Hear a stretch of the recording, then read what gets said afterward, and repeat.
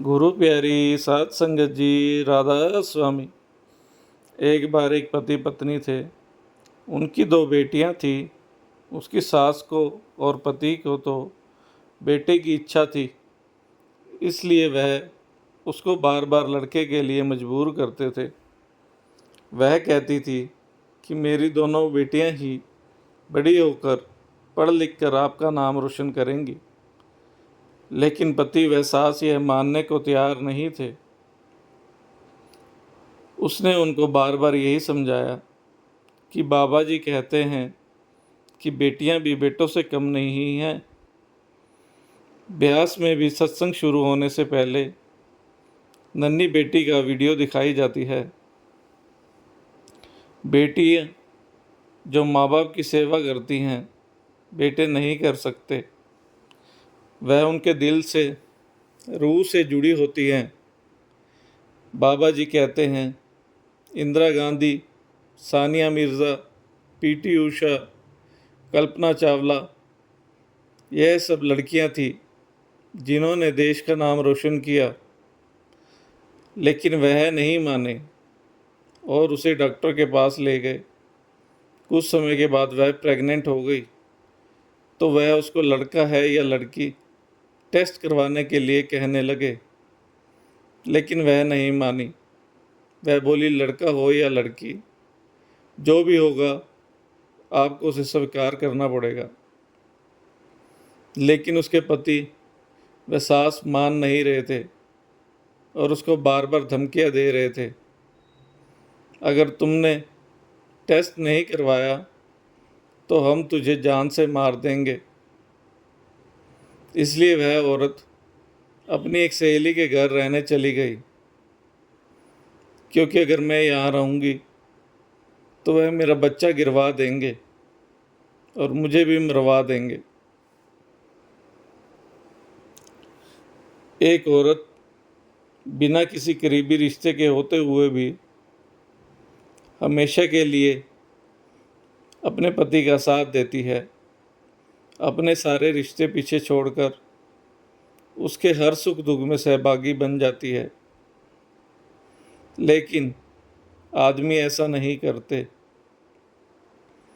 जिस दिन उसकी सहेली उसे अस्पताल लेकर जा रही थी, उस दिन उसकी सास ने उसको रिक्शे पर जाते हुए देख लिया और उसका पीछा किया और वह अस्पताल तक पहुंच गई। वह यह सब चुप करके देखती रही कि अगर लड़का होगा तो मैं इसे घर ले जाऊंगी, अगर लड़की हुई तो इसको यहीं पर कहीं दबा दूंगी। कुछ समय के बाद उसकी तीसरी लड़की पैदा हुई। सास जो लड़के की उम्मीद में बैठी थी, उसने नर्स से पूछा कि क्या हुआ है, तो नर्स ने बताया कि लड़की हुई है। उसने उस नर्स को कुछ पैसे दे दिए और बच्ची को उठा लिया और नर्स को कहा कि उसको कह देना कि तुम्हारी मरी हुई बेटी पैदा हुई है। उसकी सास लड़की को लेकर कहीं दबाने के लिए जगह ढूंढने लगी। वह अस्पताल से थोड़ी दूर गई तो वहाँ कुछ मज़दूर लगे हुए थे।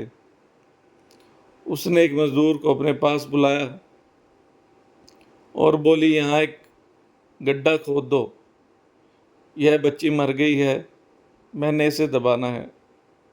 वह मज़दूर नहीं था, सेवादार था। सेवादार ने कहा यहाँ पर तो सत्संग घर बन रहा है, आप यहाँ पर कहाँ बच्चे को दबाएंगे। वह बोली तो मेरे को थोड़ी देर के लिए अपनी कस्सी दे दो, मैं अपने आप कर लूँगी। वह वहाँ से कस्सी लेकर गई और लड़की को थोड़ी दूर में ही दबा दिया। मालिक तो सब जानते हैं। जैसे ही वह बच्ची को दबा कर गई, तेज आंधी आ गई और बच्ची के ऊपर डाली हुई मिट्टी हवा से हट गई और बच्ची ज़ोर ज़ोर से रोने लगी। सेवादार उसकी आवाज़ सुनकर उस ओर गए तो देखा वह बच्ची तो जिंदा है। उस सेवादार ने बताया कि अभी यहाँ पर एक बूढ़ी औरत आई थी जो इसको यहाँ पर दबा रही थी। वह तो कह रही थी कि यह बच्ची मरी हुई है। सेवादार उस बच्ची को उठाकर लाए और वहाँ पर जो सेवादारनी सेवा कर रही थी उनको बच्ची को पकड़ा दिया। वह बच्ची बहुत खूबसूरत थी। उसके लाल लाल होंठ, सुंदर सुंदर गाल, सब उसको देखकर यही कह रहे थे कि वह कैसी औरत थी, उसका इतनी प्यारी बच्ची को मारने का मन किया। उनमें एक सेवादारनी थी जिसकी शादी को 10 साल हो गए थे। उसके पास कोई बच्चा नहीं था। वह दोनों पति पत्नी सेवा पर आए हुए थे तो उन्होंने सबसे हाथ जोड़कर कहा कि आप यह बच्ची मुझे दे दो, मैं इसे अपनी बच्ची समझकर पालूंगी। वह बाबा जी का प्रसाद समझकर इसकी सेवा करूंगी। शायद यह आज बाबा जी ने मेरे लिए ही इसको यहाँ पर भेजा है। सब ने हाँ में हाँ मिलाई और वह बच्ची उस सेवादारनी को दे दी गई, जिसका पालन पोषण वह बहुत प्यार से कर रही है। बाबा जी कहते हैं, कोई लड़कियों को धकेल रहा है, उनको भी देखो जो लड़कियों के लिए भी तरस रहे हैं। बेटी हो या बेटा, दोनों ही अपने हैं। इनको प्यार देंगे तो यह भी हमें प्यार देंगे। बेटियों को पढ़ाओ, लिखाओ, डॉक्टर इंजीनियर बनाओ, यह किसी से कम नहीं है। यह भी आपका और देश का नाम रोशन करेंगी। यह दोनों पति पत्नी बच्ची को लेकर अपने घर आ गए और बाबा जी का शुक्र करने लगे। हम सबको पता है कि मिश्री मीठी होती है।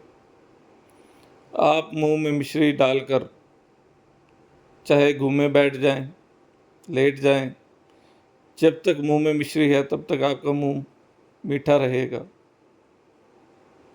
इसी प्रकार सुमरन है। जब हम चलते फिरते, उठते बैठते, खाते पीते, यानी जिस स्थिति में भी हैं, सुमरन करते रहेंगे तो उस मिश्री की तरह नाम की मिठास हमारी आत्मा को आती रहेगी। क्योंकि सिमरन शरीर की नहीं, आत्मा की खुराक है। वह औरत बोली, पांव दिखते नहीं फिर भी हर संकट में दौड़ कर आते हैं। हाथ भी दिखते नहीं लेकिन सिर पर हाथ फिर जाते हैं। बस यह समझो कि मेरे तो हर काम सुख दुख में सतगुरु काम आते हैं। राधा स्वामी जी।